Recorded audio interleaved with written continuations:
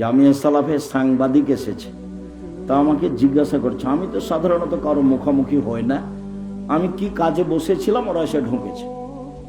ঢুকে বলছে, আপনি আব্দুর রাজ্জাক বিন ইউসুফ? বলে জি। আপনার সাথে কিছু কথা ছিল। কি কথা? তো পুরাতন একটা কথা জিজ্ঞাসা করছে, তুমি তোমার সাংবাদিক করার তোমার রুচি হারাম, কোনো কাজ করে কোনো কাজ করতে পারো না, ভিক্ষা করে খাও, এ কাজে এসেছো কেন? মানুষের দোষ ত্রুটি উদ্ঘাটন করো কেন? সাংবাদিকতা করে তোমার কে খেতে বলেছে? দুনিয়াতে আর কোনো কাজ পাও না, ভিক্ষা করে খাওয়া কেন? মানুষের বাড়িতে কাজ করে খাওয়া, কিষান কামলা দিয়ে দিন গেলে 500 টাকা পাওয়া যাবে, কিষান কামলা দিয়ে খাও। কিষান কামলা দিয়ে খাওয়া কেন? বাপের জমি আছে, জমি চাষ করে খাও, কাজ করে খেতে শিখো। ঢোকডামি করে, ফাইজলামি করে, শয়তানি করে, ধোঁকাবাজি করে, মানুষের সাথে অন্যায় অবিচার করে, মানুষের দোষ ত্রুটি উদ্ঘাটন করে, পেপার পত্রিকা লিখে অল্প দিন বাঁচতে এসে জাহান্নাম কিনে নিও না। আল্লাহ তাআলা বলছেন, রাসূল সাল্লাল্লাহু আলাইহি ওয়াসাল্লাম বলছেন, তোমরা মানুষের দোষ ত্রুটি উদ্ঘাটন করো না। আমি সবাইকে বুঝাতে পারবো কিনা একটু দেখি মধ্যখানে কথা। রাসূল সাল্লাল্লাহু আলাইহি সাল্লাম বলছেন যে কেউ যদি মানুষের দোষ ত্রুটি ঢেকে রাখে, আল্লাহ বিচারের মাঠে তার দোষ ত্রুটি ঢেকে রাখবেন। এই কথাটার ভিত্তিতে আর একটা বুখারী মুসলিমের হাদিস আপনাকে বলি, দেখি আপনি বুঝতে পারেন কিনা।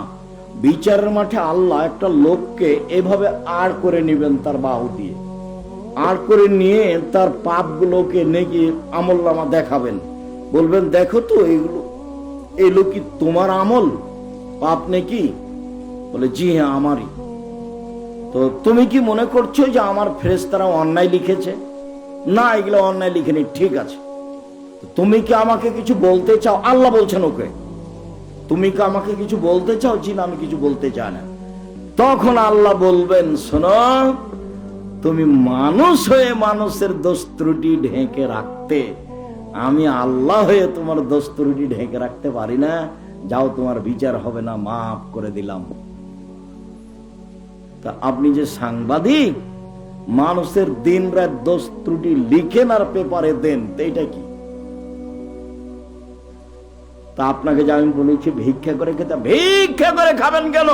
ওটা তো আমার একটা কথার গতি, কাজ করে খাবেন।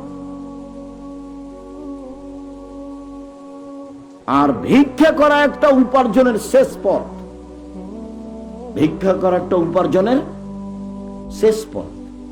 সব সময় বলি, 1 দিনমজুরি, 2 চাকরি, 3 জমি চাষ, 4 ব্যবসা, ছোট হোক আর বড় হোক।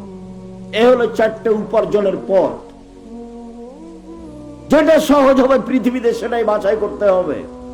তবে ব্যবসা সবচেয়ে উত্তম পথ। সত্যবাদী বিশ্বস্ত ব্যবসায়ীরা বিচারের মাঠে নবীদের সাথে জান্নাতে থাকবেন। ব্যবসা ছোট হোক, কলার ব্যবসা হোক, তাতে কি আছে? রাস্তা রাস্তায় জুতা স্যান্ডেলের ব্যবসা হোক, তাতে আসা যায় না। সত্যবাদী বিশ্বস্ত ব্যবসায়ীরা নবীদের সাথে জান্নাতে থাকবেন।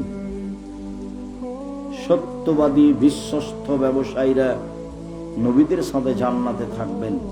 তো মিথ্যা কথায় ব্যবসা করে যে বলে 300 টাকা দামের কিনা কাপড়, অথচ 200 টাকা আল্লাহর, এর কি হবে?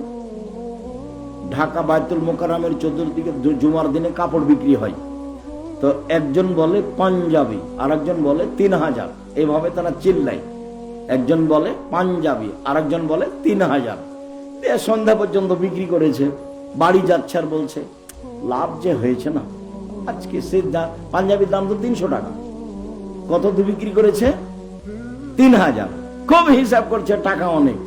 বিশ্বাস করেন আপনি, 3 মাস পরে গিয়ে দেখেন লোকটাও নয়, দোকানও নয়, ব্যবসা সব উড়ে গেছে। প্রতারণা আমি বুঝতে না পারি, কিন্তু প্রতারণা আল্লাহ বুঝেন। কিভাবে তোমাকে ধ্বংস করা লাগবে সেই পথঘাট তার জানা আছে, আমার জানা নেই, তোমার জানা নেই। ব্যবসা করো সৎভাবে। ব্যবসা মানুষের উপকার, ব্যবসা অসহায় মানুষের পাশে দাঁড়ানোর পথ পন্থা।